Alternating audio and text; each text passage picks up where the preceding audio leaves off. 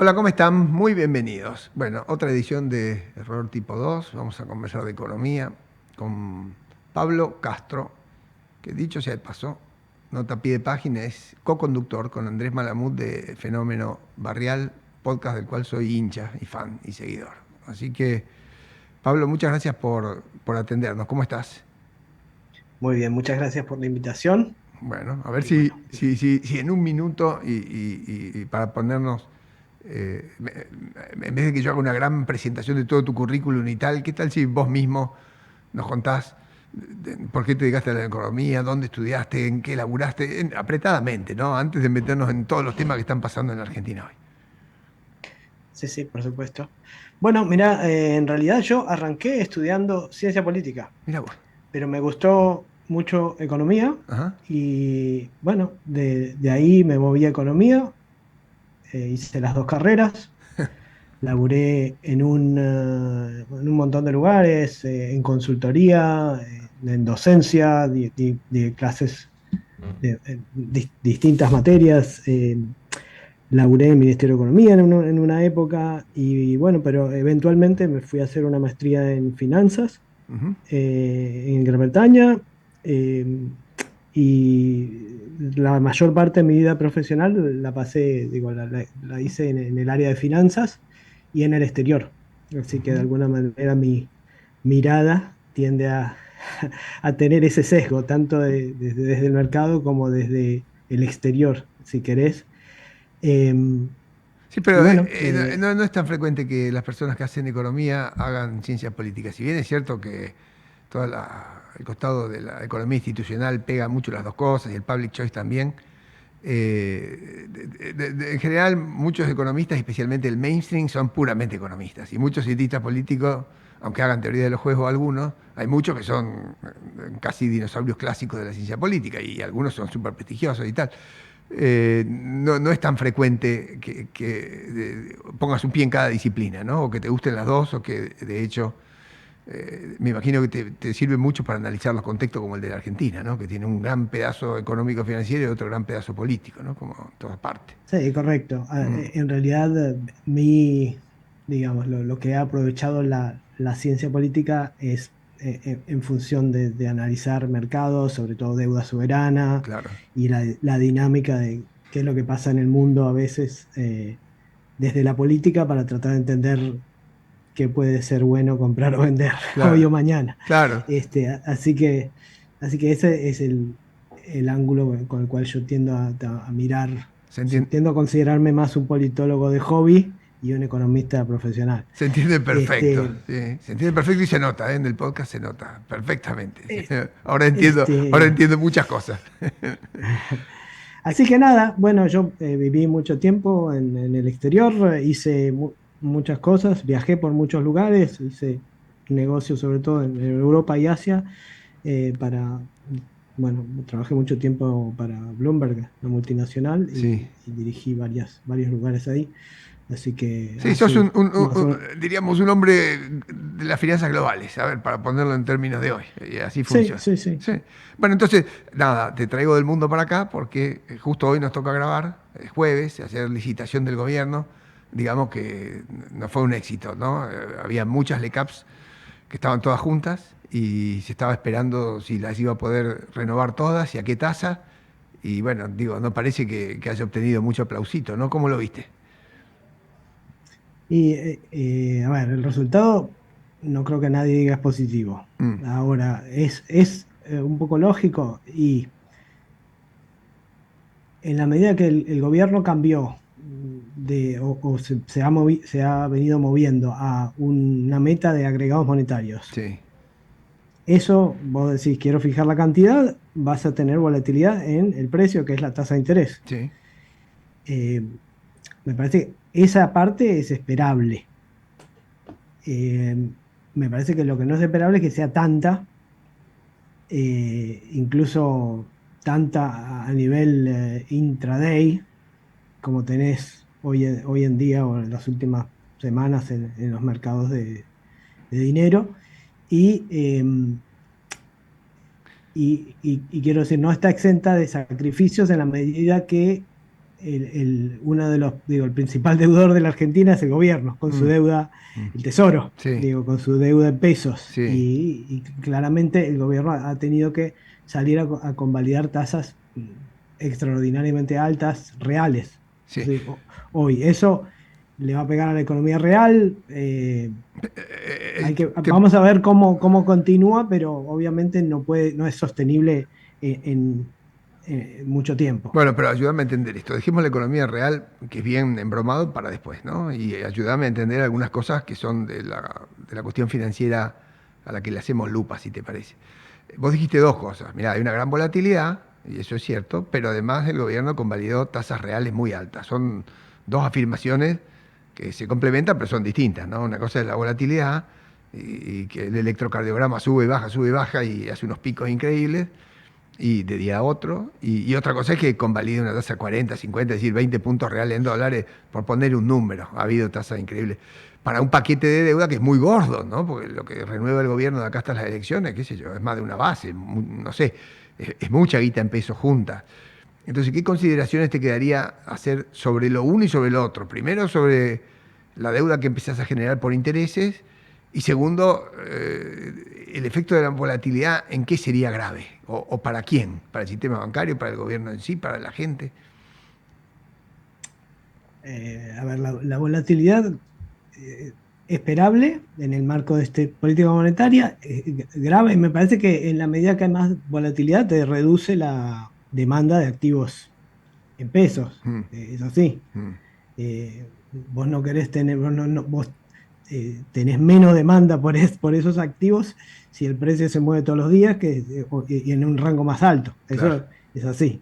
sí. Y la segunda cosa que vos estabas mencionando, los niveles elevados, uno se tiene que empezar a preguntar hasta qué punto no hay otro componente ahí que no es de la volatilidad, sino es de pánico financiero Mm, o de estrés, mm, ¿sí? Incluso, eh, claramente el gobierno quiere anclar la cantidad de dinero eh, porque tiene un objetivo inflacionario y directo o indirectamente del tipo de cambio. mm. El, eh, La el simplifica- mercado de alguna manera te está poniendo en precios que te va a costar mucho y que la demanda de pesos está moviéndose más aceleradamente de lo que hubiéramos anticipado. Sí, y para abajo, ¿no? O sea, digo, Sí, sí, todo, sí. todo el éxito del primer año de Milei, de ese shock de confianza que le permitió comprar el año pasado muchos, muchos dólares y remonetizar fuerte, hoy está un poco en tensión, ¿no? En crisis, no sé cuál es la palabra, tampoco. Pero digo, efectivamente, si no podés colocar tu deuda corta, es porque alguien tiene un poco de miedo de lo que va a pasar de acá a las elecciones o después de las elecciones, y ese alguien puede ser o los bancos o la gente o quién. ¿Es identificable ese jugador que tiene miedo? Porque, digo, si uno va sobre los depósitos en el sistema bancario, uno no ve que ahí haya demasiado problema, ¿no? No pareciera. Pero sí a la hora de renovarle los títulos cortos, como si la gente prefiriera estar líquido para algo o para otra cosa. O estoy leyendo mal, ayúdame. Los bancos necesitan liquidez. Hay cierta dolarización de cartera. Vos decís no hay estrés en los depósitos de los bancos, pero los depósitos en dólares están creciendo. Mm, Eh, Así que hay una dolarización o pequeña, si querés, o incipiente dolarización que ujú. está por ahora en el sistema bancario. Ok, buen punto, se Sí. entiende, interesante. Pero no debiera ser una rareza en Argentina. Digo que en momentos preelectorales la gente dice, mira, vamos a taparnos, vamos a dormir con frazada y pongámonos en dólares para ver. Eso no debiera ser demasiado raro. Eh, o uno tiene que entrar en otras consideraciones, como que, por ejemplo, la verdad es que se les acumuló mucha deuda en pesos y todo antes de las elecciones, hubo alguna praxis, bueno, discutible en materia de cómo rolaron la deuda, o no tenían manera de hacerlo distinto.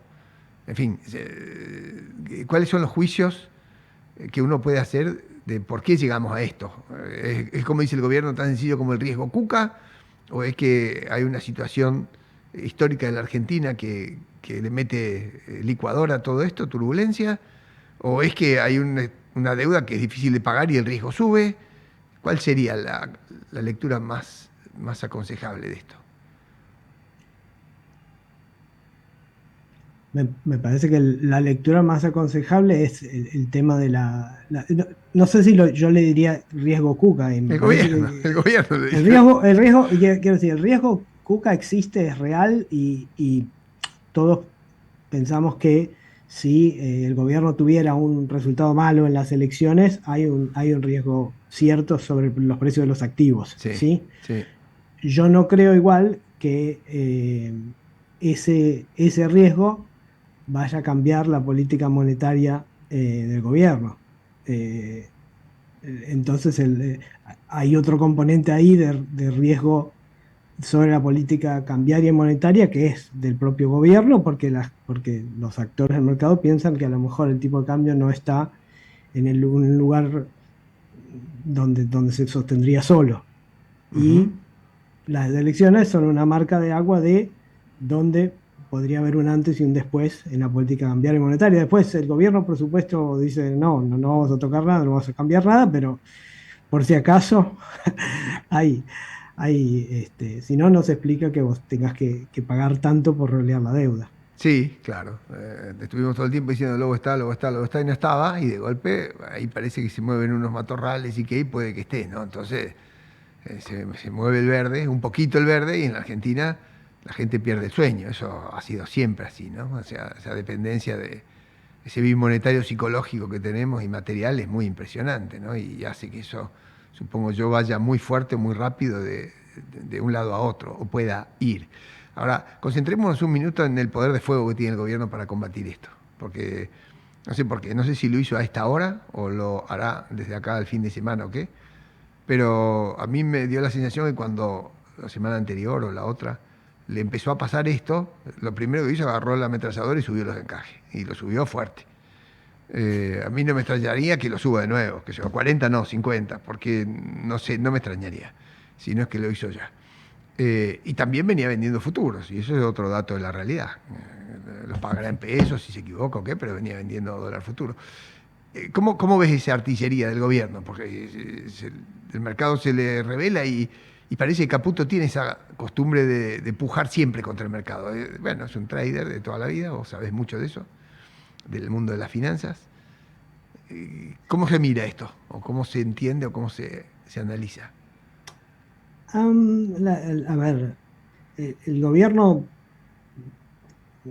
un poco está encontrando los límites de las herramientas que tiene, Mm, fuera de vender reservas, vender mm, dólares. mm, ¿Sí? mm. Fuera de vender dólares, las herramientas que tiene son esto de los encajes, los futuros, con validar tasas más altas. Es un arsenal reducido y las reservas están, pero no están para tocarlas. Esa es la realidad. Es un bazooka que el día que vos empezás a vender es una pésima señal. Mm, Así que es una frazada cortita. mm. Así lo veo yo. Sí. O La sea, esperanza del gobierno, me parece, es pasar las elecciones y con buenas noticias en el frente político se descomprima toda la incertidumbre y vos puedas ahí seguir acomodando todo en forma más o menos gradual. ok, ok, te entendí, perfecto. Ahora, entonces sería pésima noticia, si entendí bien tu comentario, sería pésima noticia que el dólar, pese a todas las aspirinas que le están metiendo, le hace tasa de interés, encaje, futuro, se sigue aproximando peligrosamente al techo de la banda. Según entiendo, si el dólar fuera al techo de la banda y se quedara ahí eh, tocando el rascacielos, digo, eso, si tiene que vender en serio, no es buena noticia, digamos. Eh, el gobierno al principio dije, bueno, si compra campeón y si no, tengo los dólares para vender y tengo los del fondo, y aunque el fondo en el memorándum dijo que mejor no los toques, y la historia de la Argentina dice que cuando los tocas puedes tener problemas. Hasta la semana pasada es, dale, comprá lo que quieras y tengo 25.000 palos, así que sacar todos los pesos que quieras no me va a correr. Esa lectura en qué está mal, o en qué es peligrosa. Mirá, ahí te contesto más desde el ángulo político. Me parece que el día que vos empieces a vender reservas, la sociedad te va a hacer un gran reclamo y además es difícil, digo, ¿qué expectativas vas a crear? Mm. Vas a, digo, ya hoy en día abundan los análisis que comparan esto con la experiencia de Macri, Sí, ¿sí? sí, O sea, sí, hay montones de gente y encima te recalcan que los actores o muchos de los actores son los mismos. sí, El día que vos empieces a vender la plata del fondo en el mercado de cambios, va a crear expectativas muy negativas. sí, claro. Me parece que no sé, no sé si es sostenible o no, habrá que ver qué hace el gobierno ahí, pero cuesta ver que si llegás a esa dinámica, las cosas se van A a reencauzar, acomodar solas, claro, a a reencauzar acomodar fácil solas, y sí, rápido antes de la elección, te sí, entendí. exacto, Ahora, exacto. alguna gente dicen, y me parece a mí que tiene tino esto, no sé, vos me dirás, o sea, que sabe, que todo el plan del Fondo Monetario, bueno, lo que negociaron de paso con Caputo, y con Bausili, con Daza, estaba pensado para que el dólar se quede en el medio de la banda. Y si bien fijan un agregado monetario mucho más previsible y más nítido que eso que es a base monetaria amplia, no sé qué cosa, tampoco estaba del todo previsto que la tasa de interés fuera 80 o 70, digo, que se fuera a la galaxia, a las nubes. No, no estaba. Porque hay algo que falló ahí, o pusimos mal el techo, o en la Argentina las elecciones son siempre un problema, por el miedo ese a la historia del país, o porque hay alguien que se peleó con los bancos, porque también, digamos, esta cosa, el gobierno venía manejando toda la cuestión de liquidez, digo, en el teléfono que hay de conexión del Banco Central con los bancos, lo venía manejando muy bien hasta lo de las LEFI. Digo, no tenía ningún problema, ni con el carry, ni con la tasa, ni con nada. Y después, de golpe, de un día para otro, parece que algo se desacomodó, o se cortó un teléfono, o se peleó alguien, o no entendieron. No sé si se puede hacer una teoría conspirativa de eso. Bueno, yo mucho no creo en eso Mm, de las relaciones personales porque hay muchos participantes en el mercado y bueno, la gente arbitra y todo eso. mm, Mm, sí, es cierto que en esta última licitación el gobierno fue particularmente insistente en tratar de estirar duration de los vencimientos, mm, alargar y eso se suma a lo que ya venía haciendo con las LEFI, que en definitiva es lo mismo. mm, Digo, es lo mismo desde el punto de vista de alargar los vencimientos. mm. Vos estás tratando de forzar al mercado a tener papeles más largos, o sea, para después de la elección, y en el mismo contexto, los bancos te están diciendo, quiero liquidez, ¿sí? Muy Eh, interesante, claro. Claro. Sí, acá todo fuma abajo del agua acá. Así. así que, no sé, vamos a ver cómo, viste que les abrieron esta ventana que todavía no queda muy claro cómo, digo, el detalle técnico de cómo va a funcionar, Sí, pero posiblemente por ahí puede que venga un poco de control de la volatilidad y los niveles de tasa, qué sé yo, sí, no sé. sí. A esos niveles de tasa estaban en las nubes a la última hora del día, ¿no? Que, Sí, sí, sí. donde hay plata, donde hay plata, donde hay plata, bueno, que haya una ventanilla que por lo menos esa sensación la baje, ¿no? Ahora, Sí. el gobierno, fuera de esta cuestión de coyuntura que nos toca comentar, porque el tema central de esta semana en la Argentina siempre estas cosas, nada, despiertan cierta suerte de inquietud.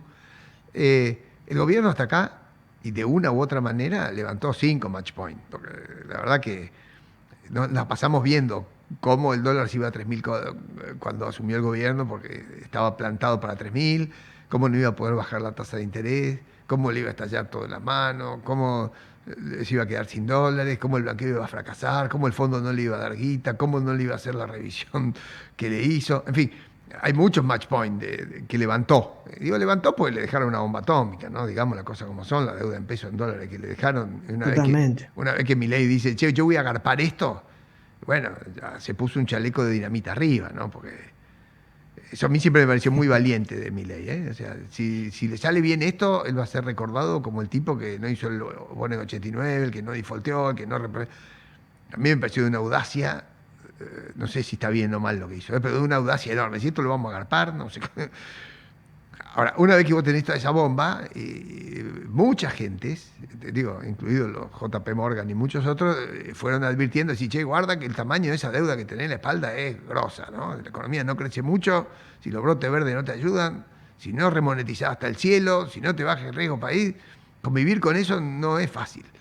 Esos números, sin embargo, alguna gente los lee, y gente profesional muy seria, como que son números manejables, va a haber turbulencia, pero se acomodan, y hay otra gente que está un poco más preocupada desde el principio. Hay como dos líneas de economistas, ¿no? Algunos que han dicho eso es manejable y lo han minimizado, y otros que desde el primer día, más cabeza dura, dicen, mirá, ese número es grosso, ese número es difícil.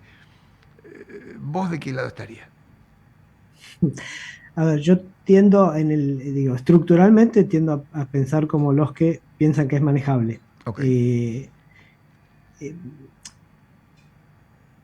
el, eh, por lo menos te digo los números que yo he hecho y que como me da a mí. sí, Pienso que la deuda, tanto en pesos como en dólares, son niveles que no son extravagantes, no son extraordinarios, sí, comparado con muchos otros países. Eh, Bien medido el déficit, me da déficit, no superávit financiero. sí. No me parece que es un déficit súper extravagante tampoco, Ujú. pero es dependiente de estas tasas reales. Por eso te digo, sí, sí, sí, a estas tasas reales de ayer, seguro que no es nada es sostenible. Ok. Eh, eh, si, digamos, post elecciones se tranquiliza todo, tendría que bajar y vos vas a tasas reales mucho más bajas como serían las de un país latinoamericano más o menos, incluso un poco riesgoso, debería ser sostenible la deuda en el largo plazo. El problema que estamos viendo hoy no es tanto la magnitud del volumen de la deuda, sino la duración y las tasas. Mm. Digo, O sea, que no te cree, que el mercado no ese te cree. premio que está, exacto, ese No. premio que estás pagando, Ujú. en la medida que vos puedas tener, yo creo, un acomodo más del tipo de cambio real, como en lo que hemos visto en los últimos meses, Sí, vas a tener noticias más positivas desde los datos de comercio exterior, sí. eh, y eso va a crear más credibilidad sobre todo el esquema. Y de ahí vas a poder estirar esa duración y la gente va a estar más cómoda con la expectativa de que no se viene una devaluación gigante dentro de 3 meses. Mm, Así que es un camino difícil, pero mm. bueno, Bueno, pero lo que pasa es que yo hoy, coincido con vos en que es un camino valiente y en cierto punto no intentarla fácil, eh, como dijiste vos al principio. sí, sí. De Ah, decir, "Bueno, acá llegué yo, reperfilamos, reestructuramos, defaulteamos, lo que hacen todos antes". sí, claro. Es contrafáctico ya eso, ¿no? Sí, Pero sí está claro que si él se hubiera sacado la deuda de encima y la tasa y todo eso, al ajuste fiscal que hizo, empieza de nuevo, probablemente, con muchos problemas internacionales para que alguna vez te vuelvan a creer, porque hubieran dicho el adicto otra vez, otra vez, otra vez cayó. claro, Entonces, claro. él se animó a intentar algo totalmente exuberante de la pretensión, equilibrio Ujú, fiscal y pagar la deuda que venía a un interés, no sé, qué sé yo, infinito, los ujú. intereses en peso eran desiderales. La gente un poco se olvida eso ya, ¿no? Y ya me parece que el Sí, gobierno políticamente, y ya que te gusta y sabes de ciencia política, te pregunto, me parece que el gobierno, en este manejo del relato, de la batalla cultural y de las expectativas, en algún sentido y en algún momento, es como que se agrandó y dijo, mirá, el ajuste ya está, vamos para la B corta, así. Ahí me parece que las señales que se dieron fueron demasiado halagüeñas cuando se estaba dando, no sé, una remonetización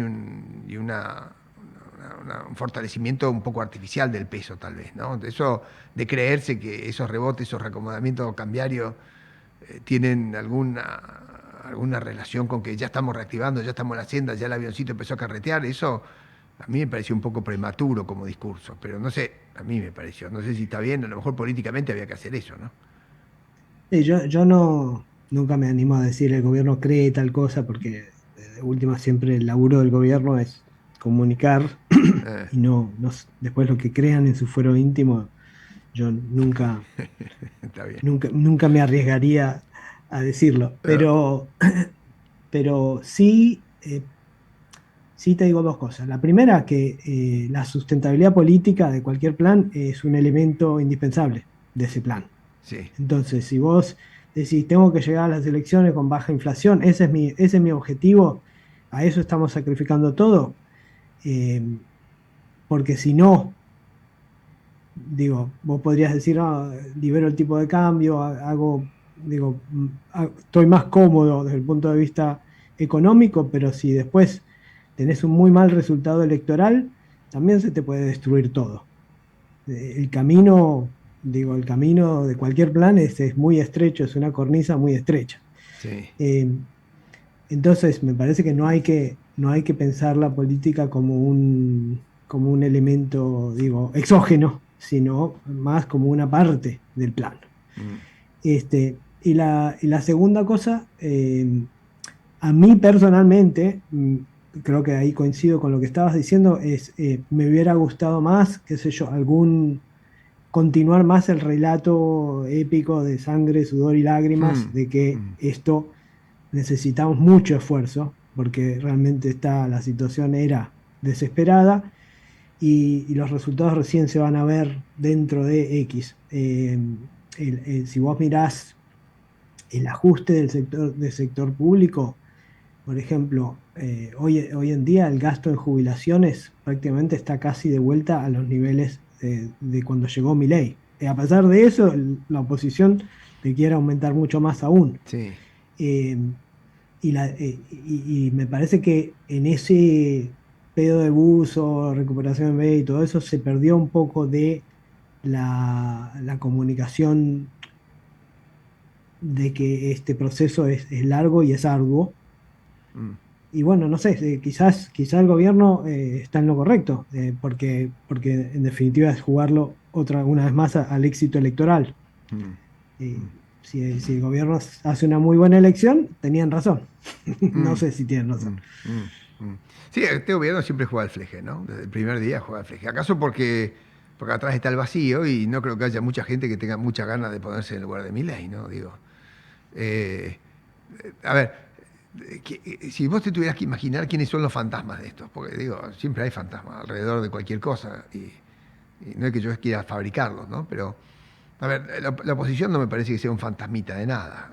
En algún lugar, a lo mejor la sociedad argentina es mucho más estatista de lo que el gobierno cree y hay una rémora que al fin del cuento cree que se puede emitir y pagarle a los jubilados, darle a las universidades. Digo, los planteos que hacen los diputados esta semana pasada, digo, en cualquier lugar normal del mundo que entendiera la economía, y no digo porque que en todos lados se entienda ni que la gente se tenga que convertir en economista, pero digo, lo que hicieron la semana pasada, de querer destrozarle por una pulseada política, el superávit fiscal, que es mucho y poco, de la nada a mí me pareció de una irresponsabilidad superlativa. Y aparte, gente que no se juega nada, porque o se juega su supervivencia, pero son diputados todos mezclados que agarraron y tiraron.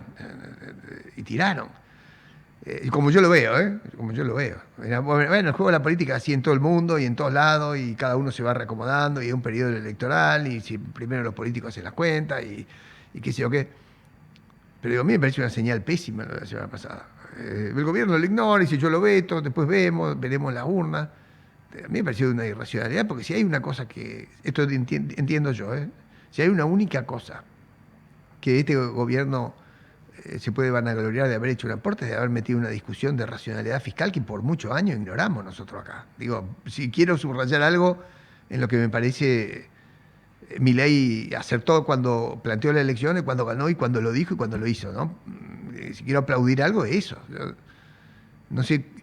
Entonces, Sí, sí. totalmente, totalmente, y de haber corrido el eje del discurso y que vos hoy tengas votantes individuales que te digan, valoro esto, que yo digo es bastante inédito, ¿no? Mm, O por lo menos la ventana de las posibilidades parece haberse movido mucho más hacia la racionalidad. mm, De todos modos, depende un poco de cómo termine esta experiencia.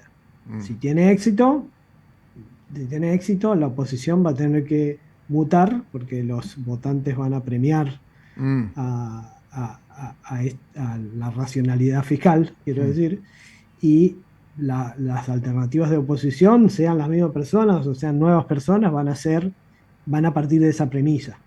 mm, ¿No? Eso sería lo mejor porque así nos vamos a acercar a un país normal. mm, Eh, si por la razón que sea no tiene éxito, entonces ahí es un poco vos tenés razón que decís, enfrente no hay nadie, está muy desprestigiado, no sé, el kirchnerismo, lo que sea, pero eh, a mí no me parece imposible que en un contexto de crisis total aparezca alguien disruptivo como podría ser Grabois. mm, Entonces, eh, creo que la moneda está en el aire. mm, Yo también le reconozco al gobierno haber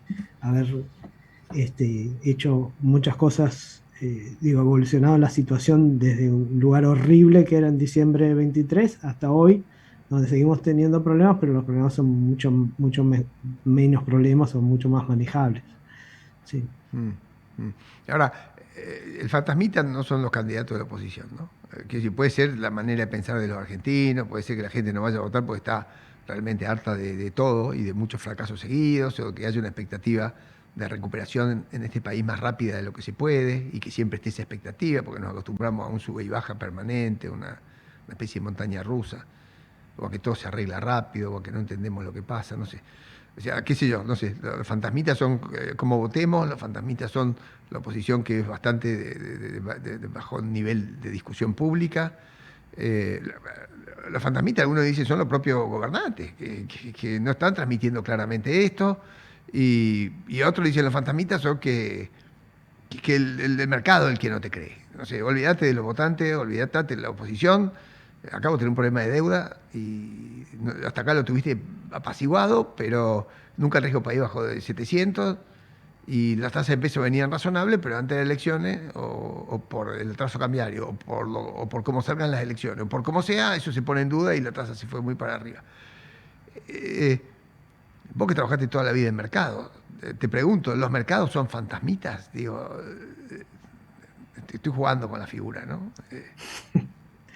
No, no, bueno, yo pienso que el mercado es más reactivo que proactivo, no me parece no creo en esas tipo conspiraciones, de tal fondo se fue primero, no sé qué. Si vos te pones en una posición de riesgo, después las cosas pasan. Em, Pero alguien dijo esta semana o la anterior, dice, che, a diferencia de la época de Sturzenegger, no lo sé yo esto, o de la época de Macri, porque hubo distintos momentos, en aquel momento había un carry trade gigante, había mucha guita de afuera, eran muchos fondos los que habían entrado, y ahora no, ahora está bien, la economía remonetizó mucho, la gente tenía la plata preservándose con tasa de interés de la inflación, bueno, hay una bola de pesos ahí dando vuelta y que es cierto, es grande y tal, y es corta, pero esos jugadores necesitan la guita para el transaccional, tampoco la pueden sacar toda porque tienen que pagar sueldos, porque hiciste bopreales, fuiste matando cosas, los dividendos los puedes sacar de acá para adelante, se fue levantando el cepo por partes, no todo. Algunos dicen, mirá, la verdad que no hay tanta guita para que se vaya corriendo al dólar, aunque en Argentina eso sea cultural, o estructuralmente cuando vos mirás los pesos que necesitaría la economía para funcionar, este nivel de precio, este nivel de actividad, contra los dólares, por lo menos esa bazuca del Fondo Monetario que está ahí amenazante, aunque no la puedas usar, no estoy hablando de la reserva neta, que es negativa, eh, daría la sensación de que debiera ser manejable, o por lo menos hasta ayer parecía. Bueno, ayer se prende un semáforo amarillo-naranja, y entonces vos, ¿cómo te imaginás lo que siga? Porque de acá está la en elección. el balance de probabilidades uno sigue pensando que es manejable. Mm, Ahora, yo no diría que es imposible o que con qué pesos y no sé qué te van a correr. Y es cierto que los fondos del exterior y la exposición al hot money del exterior es muy sí. diferente, pero ojo que los argentinos en algún punto nos comportamos como seres del exterior al pensar la economía, ¿sí? No, Sí, no, ok. tampoco seamos tan ilusos de pensar que el comportamiento es como digamos, las firmas y consumidores en Brasil. No, no, me imagino que no tiene nada que Bueno, ver. Y que switchamos de una pierna a la otra, del peso al dólar, con mucha facilidad, haciendo la cuenta inmediatamente, eso no tengo duda claro. que así es. Sí, Eh, así que lo que te digo, en el balance sigo pensando que es manejable, el riesgo igual existe mm, y también digo, la oportunidad para equivocar. Digo, hoy con el diario del lunes todos pensamos, mirá, mejor lo de las LEFI lo hubieras hecho después de las elecciones, claro, ¿verdad? claro. Y bueno, eso es un error no forzado, me parece. Error, digo,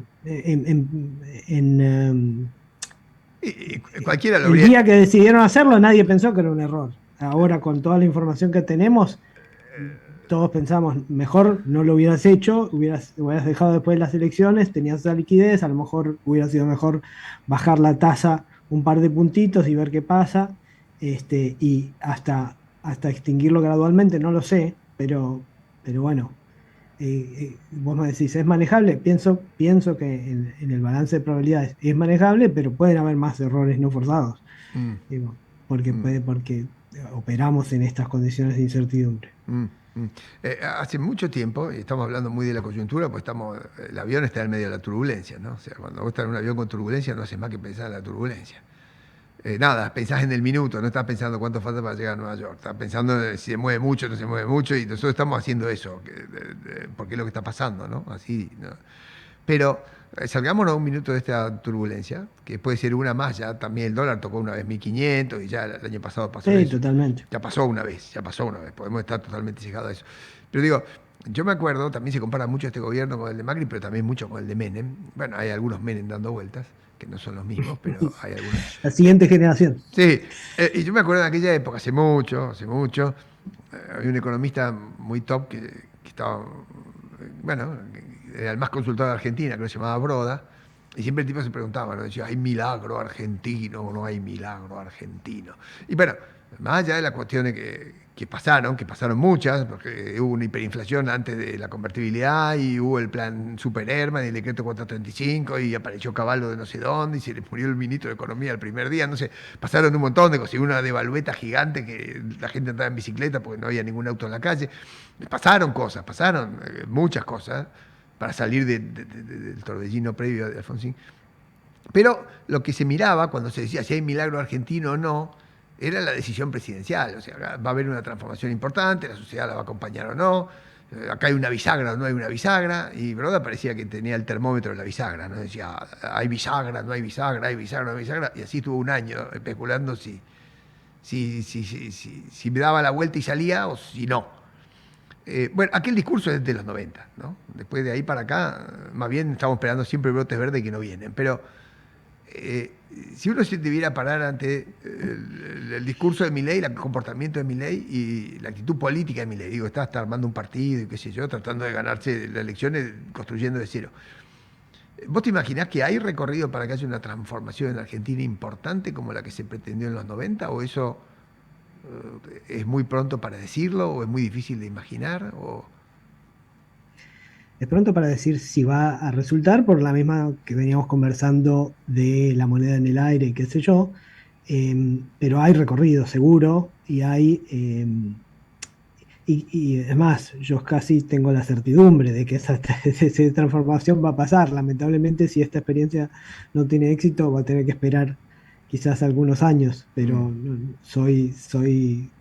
creo firmemente que la mayoría de los países se manejan de cierta manera con ciertas reglas de estabilidad macroeconómica y de cierta apertura microeconómica, ¿sí? Digo, de estabilidad en las reglas de juego, de contratos, de mercados donde los precios transmiten información relevante, mm, ¿sí? En Argentina, digo, lo que representa, no sé si, no quiero decir el kirchnerismo, o el peronismo, pero hay, hay toda una tradición política, si querés, de tratar de interferir y dislocar al mercado e impedir que las señales que te genera el mercado funcionen. sí. Yo creo que como hemos estado tan metidos dentro de ese modelo, hay muchos lugares, hay mucho por hacer, hay mucho margen para transformar a la Argentina, si esa es tu pregunta. Sí, sí. Eh, Milei ayuda, yo creo que ayuda radicalmente que vos tengas una persona con esa convicción. Vos fíjate un paralelismo que vos podés hacer con la convertibilidad. En la convertibilidad nosotros, no sé si te acordás de esto, es algo que le cuento a veces a alumnos. En la convertibilidad, una de las ideas detrás de la convertibilidad era esto de que nos atamos las manos. Sí, Como somos irresponsables con la política, somos, viste, el mito de Ulises y las sirenas, ¿no? sí, sí, sí. Te No, atás al mástil y entonces esa es tu señal para decir vamos para allá y nada me va a desviar, sí, ya ¿sí? tiré la llave al río, sí. Eh, claro, eso obviamente al final resultó muy costoso porque uno de los principales precios de la economía, que es el precio que regula el mercado doméstico y el mercado externo, ¿sí? El precio por el cual vos cambiás entre adentro y afuera de la economía, lo tenés fijo. Sí, Es un montón, sí, ¿verdad? sí, Ese era el talón de Aquiles, más sí, que talonazo sí. gigante de Aquiles de la convertibilidad. Eh, Hoy no tenemos eso es una gran ventaja. Y en la medida que estemos más cerca de un tipo de cambio flotante, verdaderamente Sí, flotante, sí, eso no va a ser un problema. Me parece que va a tender a acomodar solo, yo creo más en eso. Pero al mismo tiempo, tenés a Milei como figura política y Milei, su presencia, su vehemencia, por más que sí, muchos le sí, critiquen la sí, vehemencia, es una garantía de, como Ulises y la sirena, de que vamos para un lado. sí, Y eh, es importante, me parece sí. que ayuda, aporta. Lo entiendo bien, lo entiendo bien. Y me parece muy interesante lo que estás diciendo. Me quedan algunas últimas preguntas. Una es muy chiquitita, nada. Con el diario del lunes también. ¿Cómo ves lo de Fantino? Porque hace, no sé, un mes vino Fantino y dijo, viene una tormenta bárbara y esto y lo otro, y pareció que era un error no forzado que le dijo Caputo. Digo, parece mentira, pero lo que el tipo dijo que le dijo Caputo que iba a pasar, pasó. Estaba pasando, ayer pasó. Entonces, digo, eso fue como ponerlo en una estrategia electoral, fue una cosa que le dijo. ¿Cómo se lee eso? Digo, es sorprendente, ¿eh? Digo, una profecía autocumplida. Dijo, va a pasar esto. Y está pasando. Está pasando. Sí, no sé hasta qué punto hay varias lecturas ahí que yo he escuchado, la verdad que no me caso con ninguna. Está la lectura conspiracionista que dice, bueno, el gobierno ya anticipa que esto va a pasar y quiere anticiparlo a la gente y quiere ponerlo en la oposición. O sea, que responsabilizar a la oposición de esta turbulencia. Hay otra lectura que es realmente por lo que sea, lo está anticipando. Me parece, a ver, yo de hablar con otra gente hace meses, me parece que no hay tanta sorpresa con que se dolarice y con que te cueste y con que las tasas tenés que llevarlas más arriba. Los niveles por ahí de ayer son sorpresa, pero el movimiento general no, Ah, creo. ok. Te hago la última pregunta. Nunca vi yo en la economía argentina, se han visto muchas cosas, pero yo nunca vi la distorsión de precios relativo que hay acá. O sea, la Argentina está a dos velocidades, hay gente que puede convalidar precios, que no sé, que gana muy bien, que tiene, qué sé yo, negocios muy afianzados, tiene poca competencia, no sé, podés decirlo como quieras. O si creen del mercado laboral, hay algunos que están protegidos por sindicatos, que les va siempre bien, aceitero, portuario, petrolero, qué sé yo. No sé, yo pondría banqueros también, gente de electrodoméstico, en fin, tengo mucha gente en la cabeza, hay un 10% que dice en la Argentina que pase lo que pase, convalida precio. Pero yo nunca vi, yo laburo en el sector de pyme, digamos, yo laburo ahí, lo veo. Yo nunca vi que, que alguien te diga, che, esto vale tanto, no sé, un palo, y después de una negociación ese palo termina en 500 lucas o en 400. Nunca vi. Puede pasar del blanco al negro, ¿qué? Pero hay cosas que no, la distorsión o la brecha de precios, o sea, pisan 50 lucas y 10 lucas, el taxi en 20 y el Uber en 10, o el salario de los bancarios en 2 3 palos y el de la secretaria en 800 lucas, yo no lo vi nunca. Y te podría nombrar infinitos presupuestos dentro de la construcción donde está la cosa parada. Digo, yo nunca vi esas brechas, ese cielo raso entre uno y otro, como si la Argentina no compitiera, como si esos precios no se acomodan nunca, como si es momento de negociar, negociar y negociar y yo te subo los precios. ¿A vos te sorprende eso del lado de la economía real? ¿Te sorprende menos? ¿No te parece un dato? A ver, hay distintas cosas ahí que dijiste. Em, Parte me parece que es del reacomodo general de la economía, Mm, ¿sí? mm, Cuando nosotros hablamos de precios relativos en economía, muchas veces en realidad estamos pensando en transables contra no transables sí, o regulados contra no regulados, por sí, ejemplo, ¿sí? sí, Y si uno mira, obviamente durante el gobierno anterior los servicios, lo no transable estaba extraordinariamente barato, lo transable estaba extraordinariamente caro y ahora has tenido el fenómeno contrario, por ahí algo nos hemos pasado y viajar al exterior es demasiado barato, por ejemplo, ¿sí? sí, sí. Y- y- Entonces, y- y- parte de la discusión de precios relativos en realidad es la discusión del tipo de cambio. ok, Eh, ok. Curiosamente, pero curiosamente la carne está cara. Digo, cara comparada con lo de afuera, ¿no? Digo, ahí, ahí estamos al revés, curiosamente. sí, mucho no. Eh, eh, a veces la discusión cuando empieza a ser de ejemplos puntuales, Sí, ok, tenés razón, es buen punto. como que es interminable, porque así Sí, como hay quien me dice, no, porque un café en no sé dónde cuesta lo mismo que en Viena, no, no, no, y no. yo te puedo mostrar, no sé, un kilo de calabaza cuesta un No, no, sexto de no, lo que no, cuesta en no. Londres. Yo no Este, pensaba en la carne en la carnicería, sino en la carne como el negocio ganadero en su conjunto. Digo, los ganaderos están todos contentos. Ahora, este precio de carne, te digo, eso es verdad, es verdad, es están verdad. vendiendo acá adentro, no hace falta exportar. Que si se paga más acá que afuera, digo, ya se acomodará, qué sé yo. Por eso digo, esa rareza, Pero, digo yo.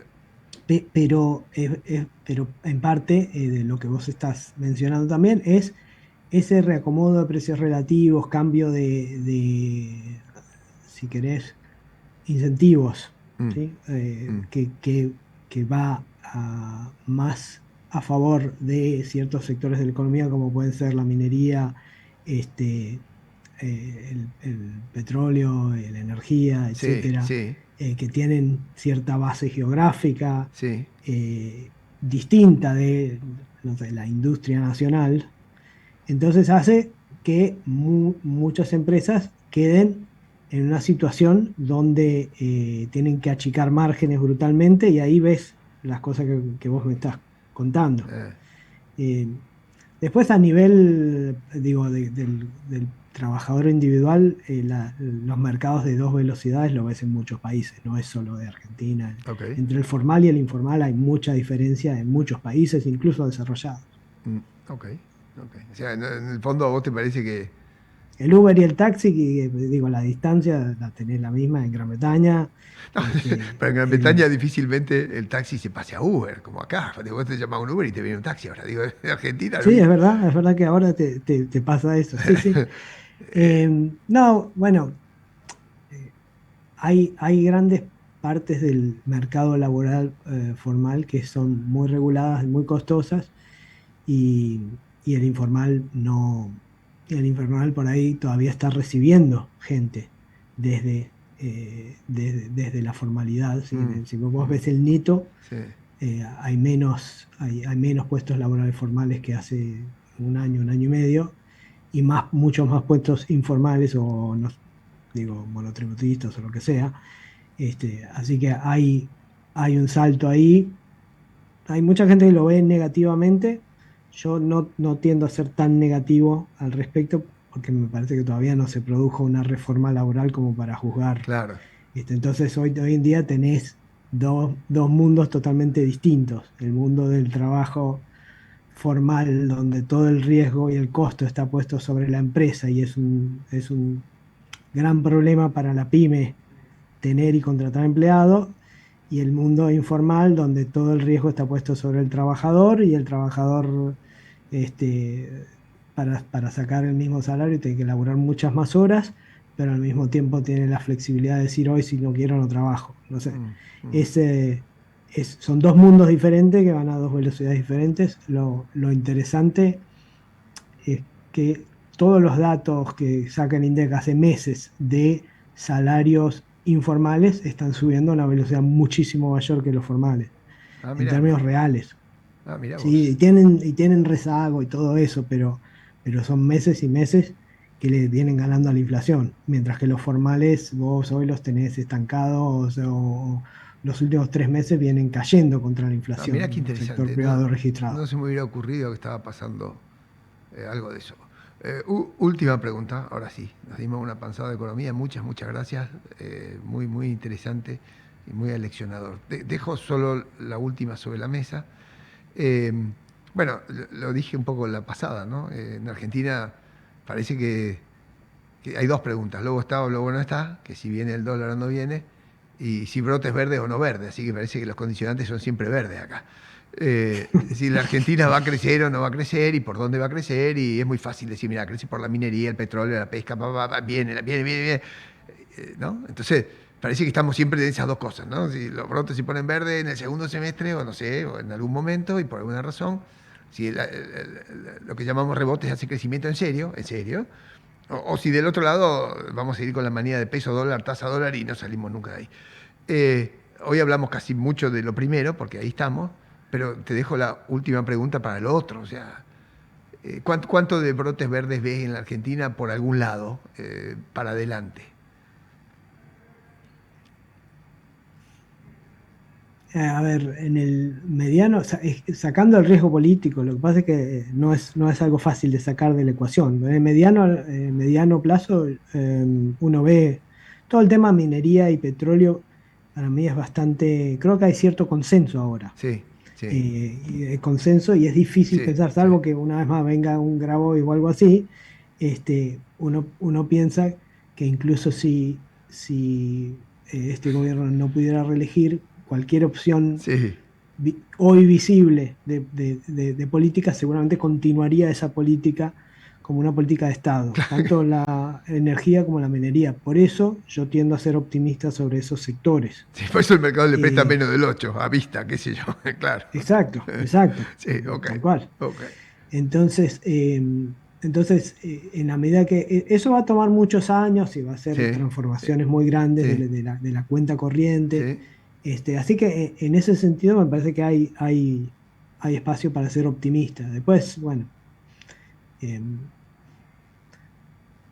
podrá ser con más regulación, con menos regulación, con más Estado, menos Estado, pero en definitiva, si Argentina puede avanzar sin ningún trauma mayor, como sería otro default o otro cambio brutal de reglas de juego, o que venga uno que quiera cambiar el rig y todas esas cosas, si vos podés más o menos lograr cierta estabilidad en eso, creo que los brotes verdes soy más de que existen y vienen a que no. Ok. Todo toma tiempo.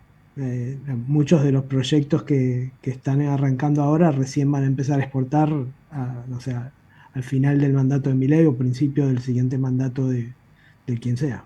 Sí, ok. Entonces, si entendí bien, eh, o tenemos una pequeña turbulencia dentro de un recorrido hacia la estabilidad, o tuvimos una pequeña estabilidad dentro de nuestra infinita Exacto. turbulencia.